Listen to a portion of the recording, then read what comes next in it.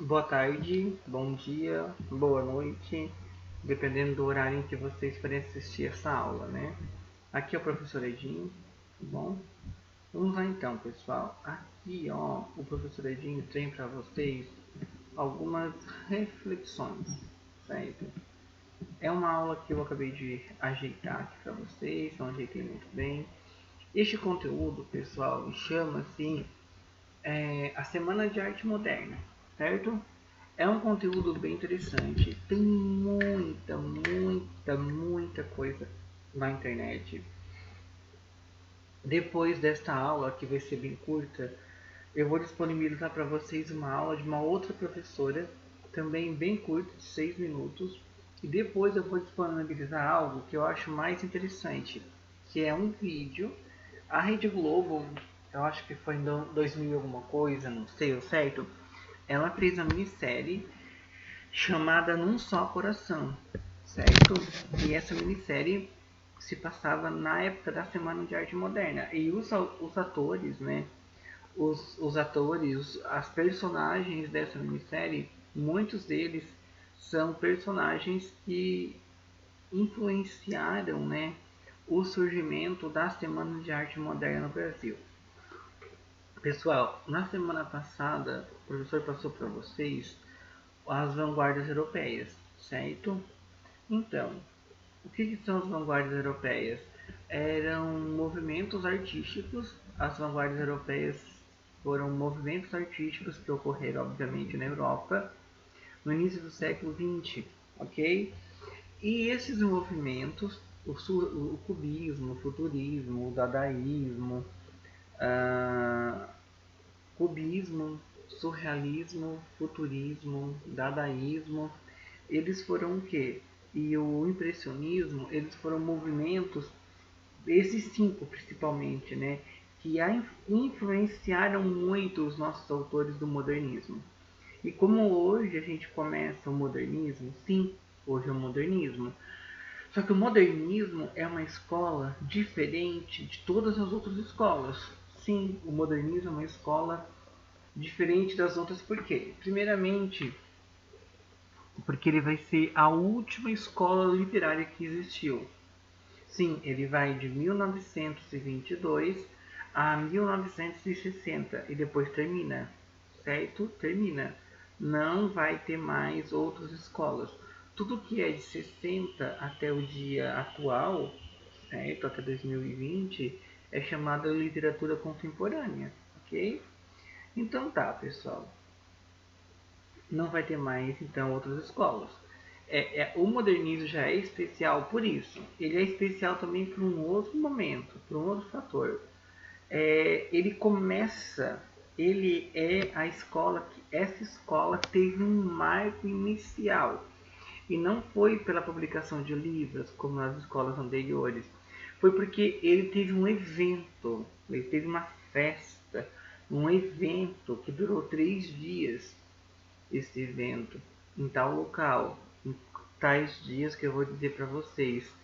E este evento, então, tinha a intenção, quem organizou esse evento tinha a intenção de criar uma arte genuinamente brasileira, certo? Aqui no Brasil. E porque eles estavam cansados do perfil de arte que vinha sendo escrita e feita e desenhada e pintada e esculpida e composta e cantada no Brasil desde o quentismo, né? Então, e outra coisa também que torna o modernismo diferente, uma é que será a última escola que existiu. Os bisnetos de vocês, quando estiverem no ensino médio, eles irão estudar somente até o modernismo. Não, eles não vai criar, não serão criadas outras escolas para os netos de vocês, bisnetos, tataranetos estudarem. Eles vão estudar igual de vocês, do trovadorismo até o modernismo, e depois a contemporânea que vai de 1960 até o dia em que eles estiverem, 2060, por exemplo, certo? Só que a contemporânea não tem muita coisa para ensinar, porque, na verdade, a contemporânea não segue um modelo ideológico como as escolas anteriores, né? Então, o modernismo, então, é a última escola, que eu falei isso 3 vezes, O modernismo vai ser a única escola que teve um evento para marcar o seu início. E ele também é único, por que ele é único? Ele é dividido em 3 etapas, tem 3 fases. Primeira fase modernista, segunda e terceira. Na primeira fase vai ter mais prosa, na segunda vai ter prosa e poesia, na terceira prosa e poesia. Ah, Edinho, mas o romantismo também tinha 3 fases. Sim, só que o modernismo tinha 3 fases só na poesia, né? Enfim, aqui a coisa é mais demarcada mesmo. Falta uma escola para a gente terminar os nossos estudos, que é o modernismo, mas na verdade faltam 3 escolas. Porque o modernismo tem modernismo 1, 2 e 3, tá bom? Certo? Vamos lá então. Aqui, ó, o professor Edinho vai abrir então o nosso conteúdo, certo? Ok? Ó, então agora o professor Edinho abre a gaveta do modernismo para vocês. Modernismo, terceiro ano A, modernismo. Modernismo, terceiro ano B, modernismo. I nice to meet you, tá bom? Ó, aqui ó, acabou-se, ó, é a última escola, depois é a contemporânea, que vai, então o modernismo vai de 22 a 60, a contemporânea vai de 60 a 2020, por exemplo, tá bom? Aqui eu tenho 2 telas, eu gosto muito dessas telas porque elas são bastante explicativas sobre o que é o modernismo. Essas telas são da Tarsila do Amaral, que é uma artista plástica modernista, assim como a Anita Malfatti, tá? E essas obras são muito importantes porque aqui, ó, eu tenho certeza que vocês já pintaram, já desenharam, já fizeram alguma coisa com a Vaporu, né? Tenho certeza. Quem nunca, né? Se vocês não fizeram isso, porque não foram alunos da Débora. Então aqui, ó, eu tenho a Vaporu, certo? O Avapuru representa o brasileiro. Por quê? Se perceber as cores deles, tem o verde, o amarelo e o azul. De imediato nos remete à bandeira brasileira. Aqui eu vou ter um ser humanoide, né? Ele tem traços humanos. E ele tem a mão bem grande, certo? E o pé bem grande. E ele tem a cor laranja, que é a cor do barro, né? A cor da plantação, principalmente aquela cor daquele barro nordestino, né? Então ela vem dizer que aqui eu tenho um brasileiro, um ser que precisa de mãos e pés grandes, certo? Um ser que precisa de mãos e pés grandes para trabalhar bastante e um ser que não pode ter cabeça grande, porque ele tem que pensar pouco para ser massa de manobra. Certo? É isso que ela quis dizer. Ela se refere ao brasileiro como um todo e principalmente aos nordestinos, que são massa de manobra, né? Naquela época dos coronéis, dos fazendeiros, das oligarquias cafeeiras e assim por diante. E o cacto aqui para comprovar o que eu estou falando. Aqui, então essa obra se chama Abapuru, certo? Essa aqui chama-se A Negra, né? A negra. E aqui ela retrata uma negra, né? O fundo, uma mulher negra, né? O fundo também tem o verde, tem uma folha de bananeira, né? Ou seja, ela já comprova que essa mulher negra é do Brasil e ela é triste, a feição dela é triste, mais apática, menos triste que o Bapuru, mas ela é triste. Perguntaram em uma entrevista, perguntaram para a Tarsila o que ela quis representar com essa obra, né? E ela disse que se lembrava das negras da fazenda do pai dela. Ela era aristocrata, né? O pai dela era rico, tinha muitas fazendas, né? De café, ou pecuária, era em Minas Gerais, né? E ela disse que se lembrava das damas de leite, as moças, as mulheres escravizadas negras que não iam para a roça, ficavam em casa fazendo trabalho manual e elas aí eram encarregadas de amamentar os filhos delas próprias, os filhos das outras mulheres negras que iam para a roça, não podiam ficar voltando para amamentar, e também eram encarregadas de amamentar os filhos das sinhás. Naquela época, uma mulher tinha em média 12, 11, 10 filhos, e as mulheres brancas ricas elas não amamentavam, porque elas achavam que os seios iam ficar flácidos demais. Então, quem amamentava os filhos delas eram as amas de leite, as negras da fazenda. Então, e essa imagem impactava muito ela. Ela via as mulheres negras fazendo algum trabalho manual, catando feijão assim, ou alguma moagem, né? E para não parar o serviço, ela simplesmente colocava o seio aqui por baixo do braço e a criança atrás mamava. Então não é que essa moça falta um seio nela. Um dos seios está aqui, ó. Um dos seios está aqui por trás. Daí ela não entendia bem quando era criança essa imagem. E daí ela ficou com essa imagem muito forte nela. E aqui então ela faz uma crítica também, né? À escravatura, né? No Brasil. Tá bom? Essas duas obras juntas, né? Costumam-se dizer que essas duas obras juntas elas deram origem a essa obra aqui, que é chamada de Antropofagia. Se eu não estou equivocado, ela deu essa obra, Antropofagia, para o marido dela, o Oswald de Andrade, a Tarsila. Então essa obra aqui ela reúne o Brasil todo, ó.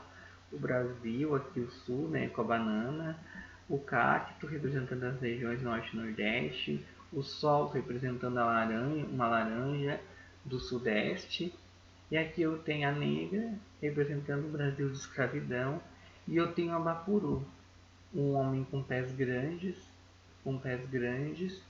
e cabeça pequena. Todos os dois têm cabeça pequena, porque o brasileiro padrão, o brasileiro povão, o brasileiro trabalhador, massa de manobra, proletariado, nem pode ter uma cabeça grande, né? Certo? Então eu tenho aqui ela com os pés grandes, porque ela precisa de pés para trabalhar, os seios fartos, porque ela precisa de seios fartos para amamentar por ali das sinhás, e o brasileiro como um todo, né? E ele com os pés grandes também, tá bom? A antropofagia significa homem, homem que come homem, sabe? Aqui então ela mostra o próprio ser humano, a elite, comendo o próprio proletariado, certo? Aqui eu tenho umas outras obras dela, que tem a ver com o futurismo, né? Lembra do futurismo, do Mariné? Então aqui eu tenho outras obras, ó, essas obras dela são influenciadas explicitamente pelo futurismo, que é uma vanguarda europeia que tu viu na aula anterior. Por que, professor? As cidades, né? Ó, trem, ok. E agora eu tenho aqui o bobo, né? Não, é o Homem Amarelo. Essa obra é da Anita Malfatti. Essa obra ela causou um rebuliço, assim. O Monteiro Lobato, que era um autor que vocês sabem pré-modernista, ele ficou bastante intrigado com essa obra. E ele escreveu no outro dia que a senhorita Anita Malfatti ela estava louca, porque essa obra ou é paranoia ou é mistificação. Paranoia é loucura, e mistificação significa vadiagem, né? Ou seja, ou ela estava louca ou vadia, ou preguiçosa, ou por fazer essa obra, certo? Essa obra ela impactou muito. Por quê, professor? Eu olho para essa obra hoje e eu não me impacto. Eu tenho 16 anos, sou um aluno alto, sou de classe média alta, e eu olho para essa obra e ela não me impacta. Claro, porque você já está em 2020, 98 anos depois. Então a história da arte evoluiu muito. E hoje tu tem acesso ao surrealismo. Naquela época as pessoas não tinham acesso nem às vanguardas europeias. A Anitta e os outros artistas que fizeram a Semana de Arte Moderna, sim, eles tinham, porque eles viajaram para a Europa, certo? Eles viajaram para a Europa e daí, lá na Europa, eles viajaram na Europa e lá na Europa eles tiveram acesso ao cubismo, né, do Picasso, ao surrealismo do Dali, ao dadaísmo do Marcel Duchamp. Eles tiveram acesso ao expressionismo do Monet, mas quem ficou no Brasil não. Então ela veio e ela expôs esta obra na Semana de Arte Moderna, certo? E essa obra causou um grande rebuliço. Então eu vou falar para vocês aqui o que foi a Semana de Arte Moderna. Prestem bem atenção no professor Edinho, tá? A Semana de Arte Moderna foi um evento artístico que tinha a intenção de criar uma arte genuinamente brasileira, ok? O objetivo da Semana de Arte Moderna: criar uma arte genuinamente brasileira, ok? O que foi esse evento? Foi uma exposição de artes plásticas, de música, de poesia, ocorrida onde? No Teatro Municipal de São Paulo, certo? De novo, o que foi a Semana de Arte Moderna? Um evento artístico que continha música, artes plásticas, poesia, a literatura em si, certo? Qual era a função, a intenção, o objetivo? Criar uma arte genuinamente brasileira, porque os autores modernistas, os artistas modernistas, acreditavam piamente que a nossa arte, desde o quientismo até o simbolismo, né, até o pré-modernismo, era mera cópia da Europa. Eles queriam criar uma arte com ideário brasileiro de verdade. Se falar da anta, que é um animal brasileiro, falar da onça pintada, falar do verde amarelismo no Brasil, certo? Onde que aconteceu esse evento? Eles alugaram o Teatro Municipal de São Paulo, ok? Local, Teatro Municipal. Cidade, São Paulo. Estado, São Paulo, certo? Muito bem. Em quais dias? Pega a tua mão assim, ó. Faça assim com a tua mãozinha, para você nunca mais esquecer, certo? Daí tu vai fazer assim, ó. 13, 15 e 17. Tu vai pular, ó. 13, pula 1, 15, pula 1, 17. Com Lula, Temer e Bolsonaro, certo? Lula, Temer e Bolsonaro. Lula, Temer e Bolsonaro. 13, 15 e 17. De que mês, professor? 2. De que ano? 1922. Agora é só você. Vamos lá. Responde, professor Edinho. Quais dias aconteceram a Semana de Arte Moderna? Com a mãozinha?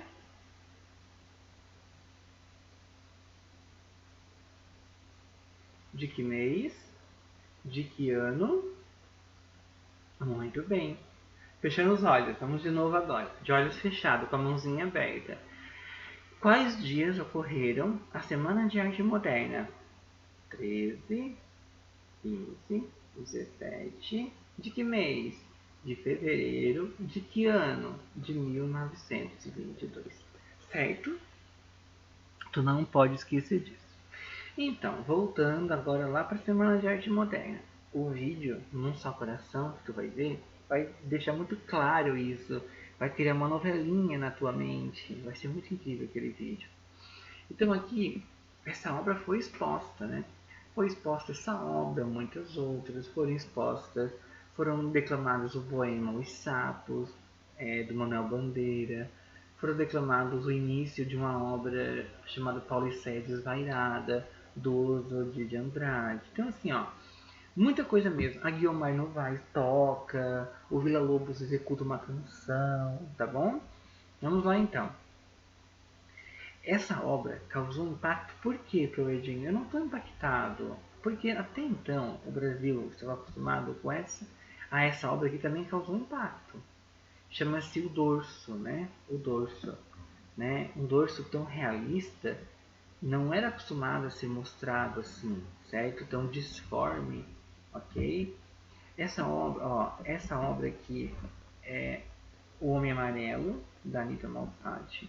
Essa obra, O Dorso, também dela. Essa obra é o retrato do Mário de Andrade, que é um outro artista que também participa da Semana de Arte Moderna. Essa obra chama-se A Boba, também dela. E essa obra chama-se A Estudante. Olhem as olheiras dela, certo? E essa obra não me recordo o nome, certo? Aí eu acho que é o Homem no Bananal. Então, o Homem do Bananal, a Estudante, a Boba, o Retrato do Mário de Andrade, o Dorso e o Homem Amarelo causaram um impacto. Por quê? Porque o Brasil estava acostumado antes dessas obras aqui.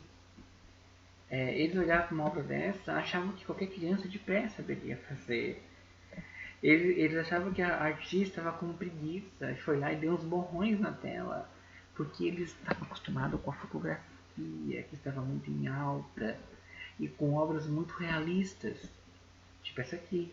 Isso aqui eles estavam acostumados a ter na sala deles. Uma obra realista, ou seja, cópia da realidade. Ou uma obra romântica, tipo essa aqui, do romantismo, certo? Então vamos lá. Aqui, professor Edinho, tem umas questões para a gente fazer juntos.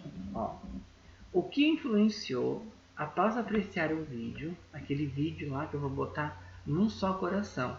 Após apreciar o vídeo, eu vou colocar aqui um nome para vocês não se confundirem. Ó, num só coração, após apreciar o vídeo, num só coração, você deverá responder as seguintes perguntas. 1. O que influenciou a Semana de Arte Moderna aqui no Brasil? Certo? 2. Quem financiou a Semana de Arte Moderna? Essa pergunta eu não respondi ainda, então eu vou responder agora. Eu não vou disponibilizar esses slides aqui, porque eu quero que vocês assistam ao vídeo. E no vídeo já tem um slide mesmo, tá bom? O que eu vou dar para vocês responder é uma tabela. Tem uma tabela que eu vou enviar para vocês responderem, certo? O que influenciou a Semana de Arte Moderna, já sabe, foram as vanguardas europeias. Quem financiou a Semana de Arte Moderna foram eles próprios. Os moços e as moças que criaram a Semana de Arte Moderna eram pessoas ricas. Então eles mesmos financiaram, né? Quando ocorreu a Semana de Arte Moderna? Dias 13, 15 e 17 de fevereiro de 1922. Onde ocorreu a Semana de Arte Moderna. Aqui o professor Edinho quer local, cidade e estado. Fácil. Onde ocorreu a Semana de Arte Moderna? No Teatro Municipal de São Paulo, na cidade de São Paulo, no estado de São Paulo. Tá bom? Muito bem, então. Conseguiram aprender? Então tá. Continuando. Deixa eu ver o que tem aqui. Aqui com certeza vai ter, ó, o vídeo que eu vou mandar para vocês. Não vou passar aqui agora. E aqui eu tenho na música, ó. Na música, na arte plástica, né? Os representantes, ó. Artistas presentes na Semana de Arte Moderna de 22. Na música eu tenho o Heitor Villa-Lobos, vai ter a Guiomar Novaes também, mas o principal é o Heitor Villa-Lobos. Na escultura, tinha escultura lá do Victor Brecheret. Na arte plástica tinha a Anita Malfatti. E na literatura tinha o Mário de Andrade e o Oswald de Andrade, tá bom? Tinha também o Manuel Bandeira, o poema Os Sapos do Manuel Bandeira foi lido, mas ele não estava presente, tá bom? Então é isso, pessoal, tá? É isso aí. Deu 24 minutos a nossa aula. Tem a tabela aqui, eu vou abrir a tabela aqui para vocês. Ó, essa aqui é a tabela que vocês vão ter que preencher, tá bom? Ó, a data, local, a principal influência, cite as 4 vanguardas. Porque não foram as 5 vanguardas estudadas lá. Uma delas não influenciou a Semana de Arte Moderna. Uma delas, simplesmente porque ela ocorreu em 1924. Ela começou em 1924 e a Semana de Arte Moderna foi em 1922. Lá naquele papel, naquele documento, naquele texto de fixação das vanguardas europeias tem qual é daquelas 5 a vanguarda que não influenciou a Semana de Arte Moderna. Eu poderia falar para vocês, mas eu não quero, tá bom? Vocês vão pesquisar. Aqui eu quero os representantes da literatura, da pintura e da música. Aqui eu quero o principal objetivo da Semana de Arte Moderna. E aqui eu quero uma pergunta que eu joguei para vocês botar o sentimento de vocês e a cognição de vocês para pensar. Em sua opinião, esse objetivo foi atingido? Qual é o objetivo da Semana de Arte Moderna? Era esse. Na sua opinião, o objetivo foi atingido? Tu só vai conseguir responder essa pergunta se tu assistir ao vídeo num só coração, tá bom? É isso aí então, pessoal. Forte abraço, fiquem bem, tá? Gratidão.